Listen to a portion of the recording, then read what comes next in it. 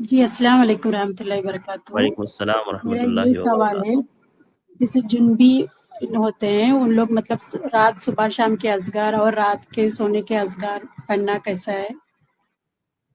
دیکھیے، جنابت کی حالت ہو یا حیض کی حالت ہو، نفاس کی حالت ہو یا ناپاکی کی حالت ہو، کسی بھی حالت میں آپ صبح و شام کے اذکار پڑھ سکتے ہیں۔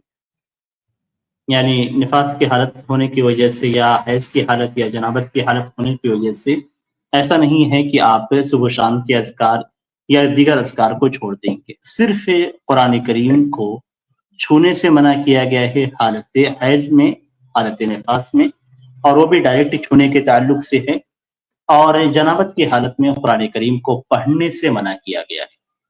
پڑھنے سے مراد تلاوت کرنا، تو تلاوت الگ چیز ہے اور ذکر الگ چیز ہے۔ جب ہم ذکر پڑھتے ہیں تو وہاں پہ ذکر کے فوائد ہمیں حاصل ہوتے ہیں، جیسے صبح کے اذکار میں جب ہم پڑھتے ہیں تو ہمیں حفاظت ہوتی ہے، اور جب ہم قرآن کریم کی تلاوت کرتے ہیں، یعنی اذکار میں جو آیات ہیں یا صورتیں ہیں ان کو تلاوت کے طور پہ پڑھتے ہیں تو ہمیں ہر حرف پہ 10 نیکیاں ملتی ہیں۔ تو دو الگ الگ چیزیں ہیں، تو دونوں کا ایک دوسرے سے تعلق نہیں ہے۔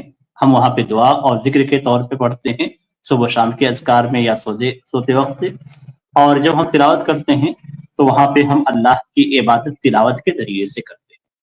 تو دو الگ الگ چیزیں ہیں، اور دونوں کے الگ الگ فوائد ہیں، دونوں کے الگ الگ ثواب ہیں، اور دونوں کے الگ الگ احکام بھی ہیں۔